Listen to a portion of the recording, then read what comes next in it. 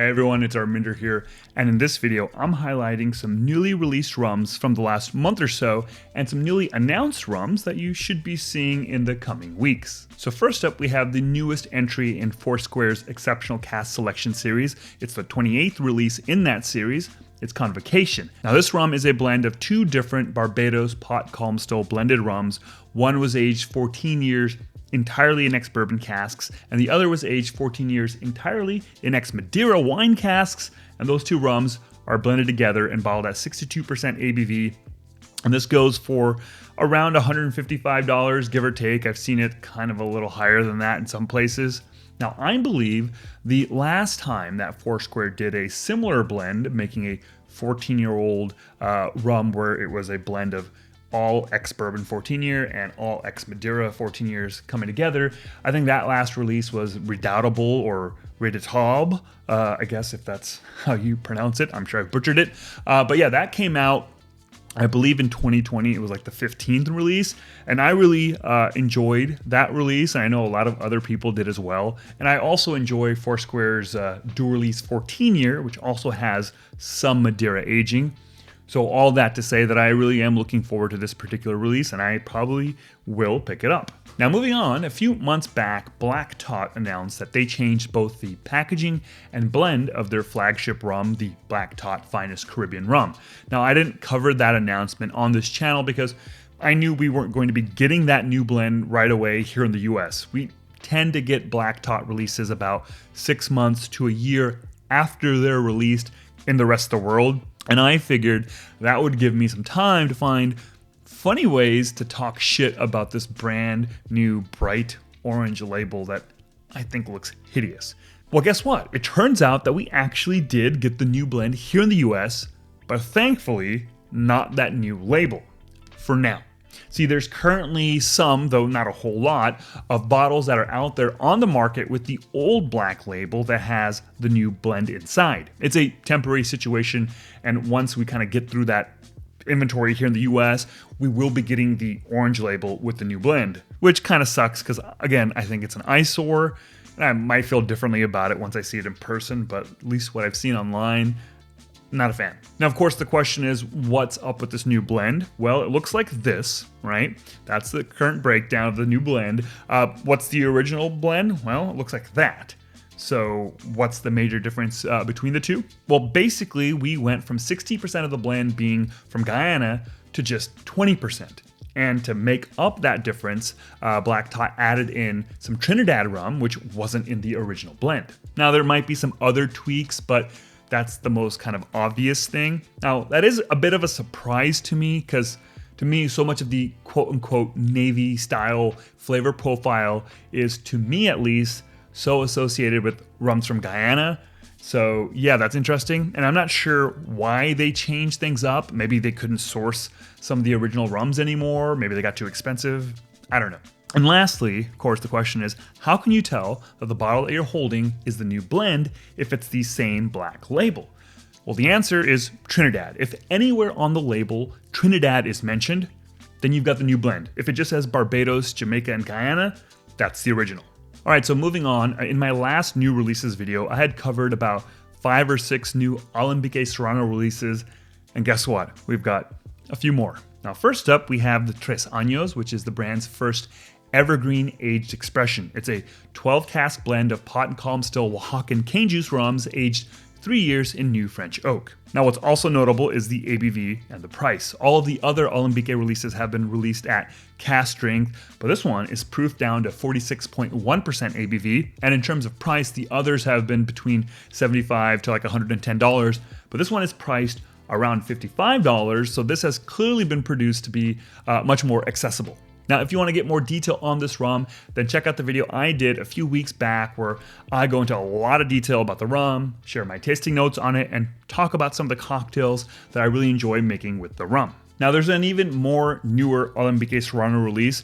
This is a rum that up until like a week or two ago, I didn't even know existed, and it's their Alambique de Cobre. Now, this is an unaged cane juice rum that is like their Cartier 30, but unlike the Cartier 30, which is distilled on a column still, this is distilled on a pot still. And this is the very first time that Alambique Serrano has bottled up and released an unaged pot still rum. And it's at a big, bold 68.7% ABV. Now, what is unique about the release is that it's not a year-round release like the Cartier 30. It's actually a store pick for one specific retailer, Baytown Wine and Spirits out of Rochester, New York, which of course makes it tougher to get your hands on if you're not in New York. But that being said, they do ship to a few states, not many. They ship specifically to California, Florida, Alaska, and Washington, D.C. And I'll leave a link to the Baytown page where you can buy this in the description down below. Now, I have been drinking this rum for about a week or so, as you can see here, and I have a lot to say. I might do like a dedicated video on it to kind of share my full thoughts, but I will say the kind of the first thing that I've noticed about it is that it tastes pretty different from the Cartier 30, at least in my opinion. It's much less fruity than the Cartier 30, and it's a little bit more floral, and it's got some maybe more herbal kind of stuff going on with it. And there's much more of a kind of intensity, even though the ABV is a little lower than the Cartier 30. And I've been making a crap ton of frozen daiquiris with this thing, frozen strawberry daiquiris, frozen mango daiquiris, and it's been awesome. It really cuts through all the chill and the cold, and you're able to really taste the flavor and the booziness of the rum, which I love. So this is kind of currently my new kind of infatuation when it comes to summer cocktail making. Next up is a new release from independent bottler Raising Glasses. This is their Full Circle 8 Nation Blend 2025 edition. There's actually two versions of that rum. There's one that full proof at 62.1% ABV. It's priced at $40 for a 375 bottle. And then there's a proof down version at 55% ABV for $50 for a full 750. Now, as the name implies, it's an annual multi-country blend, and each year's blend will consist of the same base blend, and then added to that base blend for each year will be a new kind of different blend of additional rums. I think that made sense. This year's blend breaks down like this. Obviously, there's a lot going on, but I will say that it's really cool to see rums from Ghana and Thailand in a multi-country blend. Now, I did a video on this rum about a month ago, which you can check out over here. I go into a lot more detail about the blend, and I, of course, try a sample of it and give you my first impressions of it. So definitely go give it a watch if you're curious. And speaking of curious and rum and being rum curious, well, this release is actually a collaboration between the folks at Raising Glasses and a couple of other folks in the rum world. First up is Shannon Mustafer, who wrote the Tiki Modern Tropical Cocktails book and who's now the VP of Brand and Trade Development for Privateer Rum. Fancy. And the other person is Brian Inman, who you might know online as the Rum Champion and who's hosting the Rum Curious Summit on Monday, May 26th in Long Beach, California. Now, he didn't ask me to do this, but I am plugging the event anyways. It's basically a rum festival, and there's going to be over 20 different rum brands pouring a bunch of their rum. And for one price, you get to drink as many rum samples as you want. That's a good deal if you ask me. And like, what's the worst that can happen? Besides, I don't know, puking out your guts on the sidewalk outside the venue while your wife looks on disappointedly because you can't control yourself. Not speaking from personal experience or anything like that. Anyways, seems like a good time and maybe worth checking out if you're in the area. Shannon's going to be there, and friend of the channel, Doc Parks, will also be there. Both of them have like different seminars where they're going to be talking about rum and cocktails and stuff. Robin from Rum At All will also be there, so another reason to go. And keep an eye out on the sidewalk outside. Who knows who might make a guest appearance there. Where was I? Oh yeah, Raising Glasses. Now, in addition to their Full Circle, they also are importing two pretty damn big and exciting releases, at least if you ask me. We've got two casks from Renaissance Distillery out in Taiwan. Now, these two bottlings are the very first time Renaissance rums will be available here in the US, so that's cause for excitement. Now, if you're not familiar, Renaissance was started by a husband and wife team who were spirits importers in Taiwan, and around 2013 or so, they started experimenting with making rum from Taiwanese molasses and cane juice, And then in 2017, they launched Renaissance. And the other reason to get really excited about these releases is Renaissance's back labels. Renaissances is a tough word to say, I just realized too. Like the plural or possessive, I guess. Renaissances. That sounds very weird. Anyways, what's exciting about their back labels is that it's chock full of so much production detail. I don't think I've seen any other rum label or any spirit label for that matter that has this amount and this level of detail, and I love it. Now, the first single cask is the Puyuma. It's made from Taiwanese molasses and dunder, and it was fermented for 15 days. It was then double distilled on a pot still, and it was first aged a little less than 3 years in a new French Limousin oak cask, and then aged a little over 3 years in a Hennessy cognac cask. It's bottled at 67.1% ABV, priced around $250, so it is pricey. The second cask is the Clouded Leopard. It's made also from Taiwanese molasses and dunder, but this time it was fermented for 13 days, and then it was double distilled on a pot still and aged about 1.5 years in a new French oak cask with char level 4 toasted heads. I think that's what toasted heads mean, right? And then it was aged in a Bordeaux wine cask for a little less than 4 years. Now it's bottled at 66.5% ABV and priced also around $250. Now I kept the detail on the two rums fairly broad, but the back labels will give you even more specifics related to fermentation, distillation, and aging. And even if you're not gonna buy the rums, it's definitely worth kind of reading those labels just to kind of see all that detail. Now there are only a couple of shops right now that have these bottles, specifically in the Northeast. There's Baytown Wine and Spirits in Webster, New York, and Burlington Wine and Spirits in Burlington, Massachusetts, and I suspect the bottles should be available on Raising Glass's websites in the coming, 2 to 4 weeks. But I think that's just an educated guess. Hopefully it's not longer than that, but since they are available in a handful of shops, that's why we're covering them now. Now, next up, we have 3 new releases from independent bottler Holmes Cay. First is the Fiji 2009 13-year. Now, this is a molasses-based pot still rum made by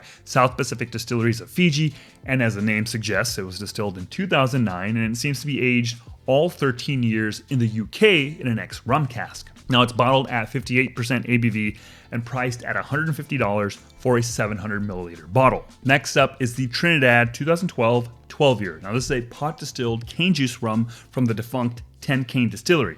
Now, 10 Cane was started in 2005 by multinational conglomerate Louis Vuitton Moet Hennessy. Yeah, that's right. Now, besides Moet and Hennessy, they also own spirit brands like Ardbeg and Belvedere Vodka. So in 2005, I guess 10 Cane was like their big rum play, so they set up 2 cognac copper stills in Trinidad and started making rum from cane juice. Now ultimately 10 Cane didn't last all that long. I guess their sales really weren't quite there given the investment involved, so they closed up shop in 2015, and obviously they had barrels of rum kind of sitting around when they closed, so those were sold to a bunch of different folks. And now, in the last few years, we're seeing independent bottlers release those single casks. And in fact, I believe that this release here is the 3rd 10 Cane release that Holmes Cay has put out. And all 3 releases are part of the same vintage batch, distilled in 2012 and aged 4 years in ex-cognac casks in the tropics, and then 5 years in ex-rum casks in the UK. Now, Holmes Cay got their hands on a bunch of those casks and have been aging them in New York State. The first release was aged 1 year in New York and then released as a 10-year release. And the second release was aged a year longer than that, and that was an 11-year release. And that gets us to this release, which was aged a total of 3 years in New York, making it a 12-year release. It's bottled at 59% ABV and priced around $160.